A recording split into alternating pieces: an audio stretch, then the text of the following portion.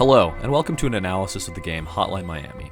As a reviewer, I pride myself on talking about obscure games to hopefully get their names out, although unfortunately, today's topic is a bit of a rough in the diamond.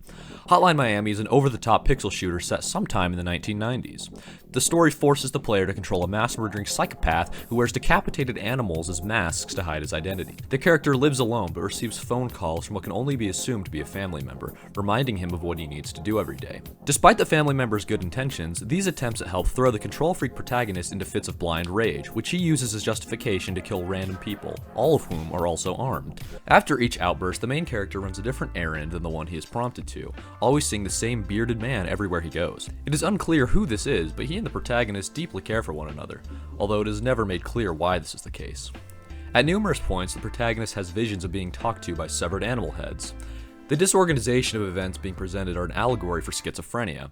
We see the character as he loses his sense of reality, with his hallucinations and delusions slowly coming to consume his entire life. He even imagines himself kidnapping an innocent woman and holding her against her will. This all culminates in a psychotic break so severe that he kills the woman and has a stress-induced heart attack. Upon waking up, his condition seemingly melds with the real world as he begins to hallucinate strange people during his murder sprees, imagining that they are Russian mobsters to make his attacks more fun. While there's definitely potential in this story, it is extremely underdeveloped. There are many pertinent questions which are left completely unanswered. Things like why the protagonist's car gets damaged, and who this janitor is are completely swept aside.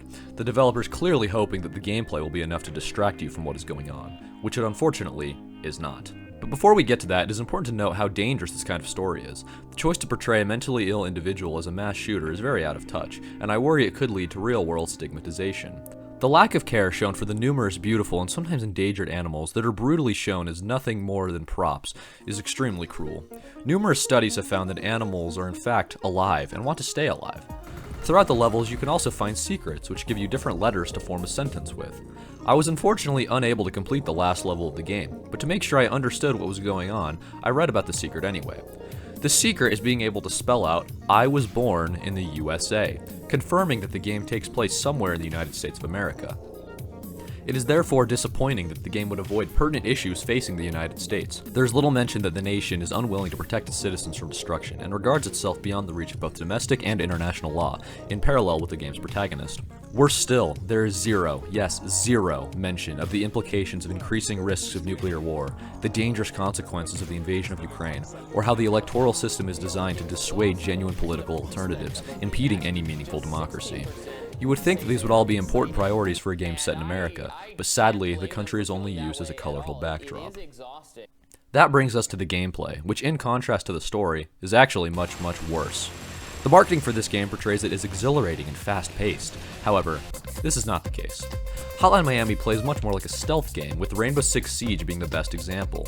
While the character you play is heavily armed, making noise or being seen at all are both an immediate death sentence due to your inability to fight back.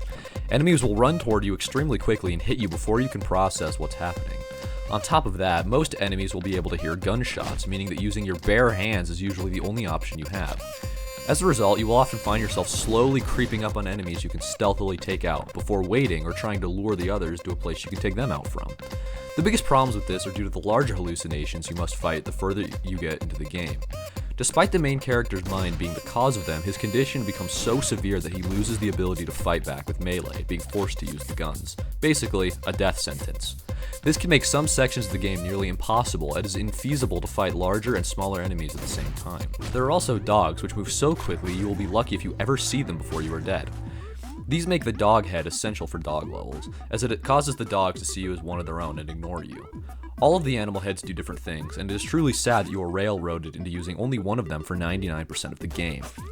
Finally, I would like to briefly talk about the boss fights, one of which is against a person in a biking helmet. They show up out of nowhere and are never seen again, making this fight feel very forced. The fight is miserable, as the boss taunts you for a few seconds before charging you at full speed and killing you. I must have tried hundreds of times with zero ability to fight back. This forced the game to enter a fail state where he missed one of his throws, allowing me to kill him. It should go without saying, but if a game is programmed to end for being too hard, it probably isn't ready to be played by the general public. Another boss fight suffered similar problems. I had a bad checkpoint as the game continually spawned me in the path of a crashing car. No matter what I did, I couldn't seem to avoid it. I didn't want to restart either, as it was sure to take me at least another hour to Sam Fisher my way back to that part of the level. Although, after having a friend beat the level for me, I was thankfully able to continue. Then there was the final boss, a fight so unfair that it stopped me from finishing the game. As soon as you walk into the room, you are attacked by 2 dogs that ignore the effects of the anti-dog mask. They are completely and utterly unkillable, and no matter what I did, I was unable to progress any further. After multiple hours of frustration, I had to stop in order to get this review out on time. Hotline Miami is a game with an incredibly half-baked and seemingly unfinished narrative. While there was potential to engage with current issues in a nuanced manner, the game chooses the laziest narrative possible. The gameplay is extremely unfair and frustrating, often forcing you to sneak around enemies in rooms where they can clearly see you the entire time.